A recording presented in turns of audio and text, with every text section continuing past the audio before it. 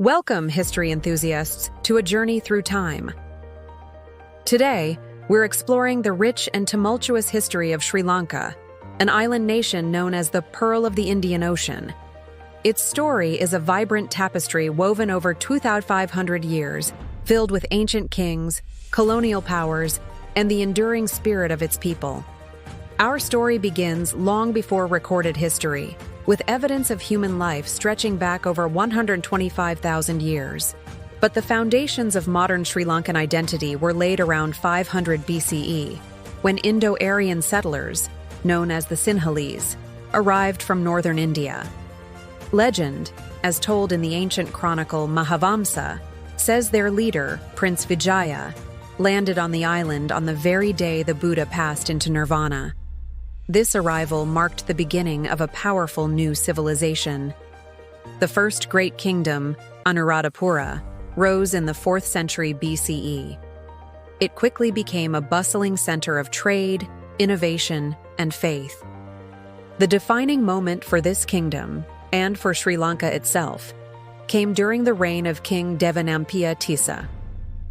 An Indian missionary named Mahinda, the son of the great emperor Ashoka, introduced Buddhism to the island. The religion took root and flourished, inspiring the construction of magnificent stupas like Ruwan Welisaya and Jetavanaramaya. Monasteries became centers of learning, embedding Buddhist philosophy deep into the heart of Sinhalese culture. For over 1,000 years, Anuradhapura thrived, thanks in large part to its incredible irrigation systems, vast networks of canals and reservoirs that transformed arid plains into fertile rice paddies. But this golden age was not to last forever. Constant invasions from South India, especially from the powerful Chola Empire, along with internal conflicts, began to chip away at its strength. By the 11th century, the capital was forced to move south, giving rise to the next great chapter, the Polonnaruwa kingdom. The Polonnaruwa period, from the 11th to the 13th centuries, is often called a golden era of art and governance. King Parakramabahu the Great is a legendary figure from this time. He unified the island and commissioned the creation of the Parakrama Samudra, or Sea of Parakrama, a colossal reservoir that stands as a testament to the kingdom's engineering genius. His famous decree, "Not even a little water that comes from the rain must flow into the ocean without being made useful to man," captures the spirit of the era. However, despite these achievements, the cycle of invasions and political instability continued. Following the decline of Polonnaruwa, the island fragmented into smaller regional kingdoms. The Sinhalese rulers retreated further inland, establishing strongholds in the central highlands, with Kandy emerging as the final bastion of independence against future invaders. In the early 16th century, a new power appeared on the horizon. Portuguese ships, lured by the island's legendary spice trade, especially its world-renowned cinnamon, arrived on the shores. They quickly seized control of the coastal areas, establishing forts and attempting to spread Christianity. For over a century, the local kingdoms fought back, but the Portuguese held a firm grip on the lucrative ports and trade routes. Their dominance was eventually challenged by another European rival. In the 17th century, the Dutch, through the powerful Dutch East India Company, managed to oust the Portuguese. They took over the coastal territories, but, like the Portuguese before them, could not conquer the fiercely independent Kingdom of Kandy in the interior. The Dutch left their own mark, introducing new legal systems and commercializing agriculture, further shaping Sri Lanka's economy and society. But the winds of colonial power were shifting once again across the globe. By the late 18th century, during the Napoleonic Wars, Great Britain saw its chance. The British defeated the Dutch and took control of the island's coastal territories in 1796, which they renamed Ceylon. The resilient Kingdom of Kandy held out for nearly 2 more decades. But in 1815, weakened by internal betrayal and facing the full might of the British military, the last independent kingdom on the island finally fell. For the first time in its history, the entire island of Sri Lanka was under the rule of a single foreign power.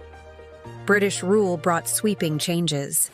They built roads, railways, and vast plantations of coffee, tea, and rubber. To work these new estates, the British brought in thousands of Tamil laborers from southern India, creating a new social and ethnic layer that would have profound consequences for the country's future.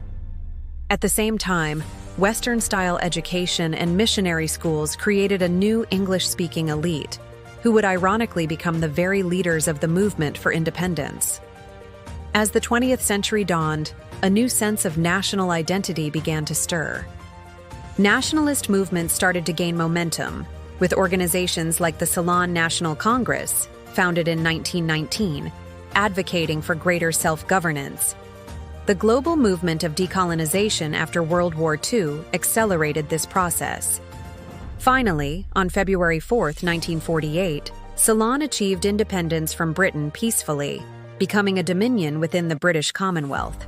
But freedom brought its own immense challenges. Deep-seated ethnic tensions between the Sinhalese majority and the Tamil minority, which had been exacerbated during the colonial era, began to boil over.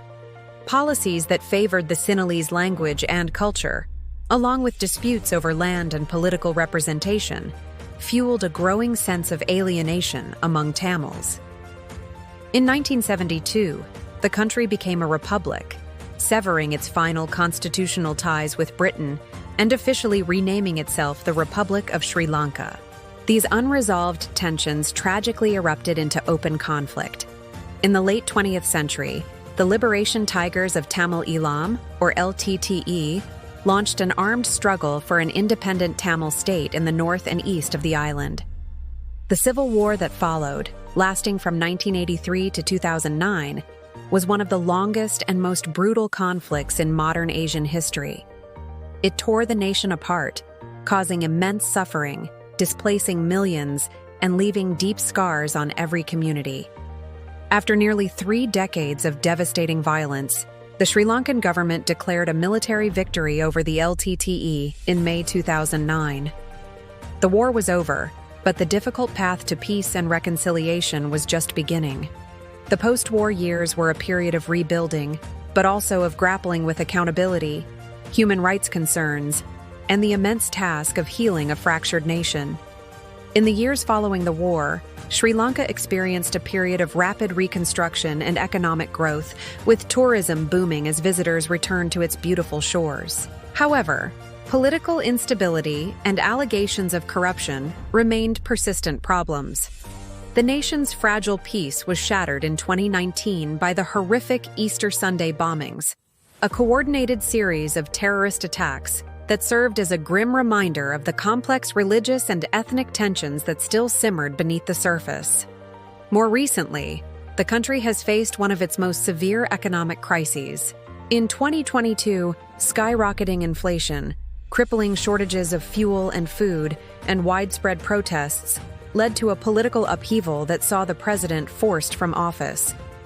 Through all these hardships, the people of Sri Lanka have consistently shown incredible resilience, drawing strength from their rich cultural heritage and a deep-rooted sense of community. Today, Sri Lanka stands at a critical juncture. It is a nation balancing the delicate act of recovery and reform, of honoring ancient traditions while embracing a modern, globalized world, and of forging a unified identity from its incredible diversity. The story of this island, from its majestic ancient kingdoms and sacred sites to its struggles against colonial powers and its quest for modern democracy, is a powerful testament to endurance and hope. It is a living narrative of faith, survival, and renewal, the timeless story of an island whose remarkable spirit continues to shine through every chapter of its long and fascinating history. Thank you so much for joining us on this historical journey. If you found this video insightful, please give it a thumbs up, and don't forget to subscribe and hit the notification bell for more deep dives into world history. We'll see you in the next video.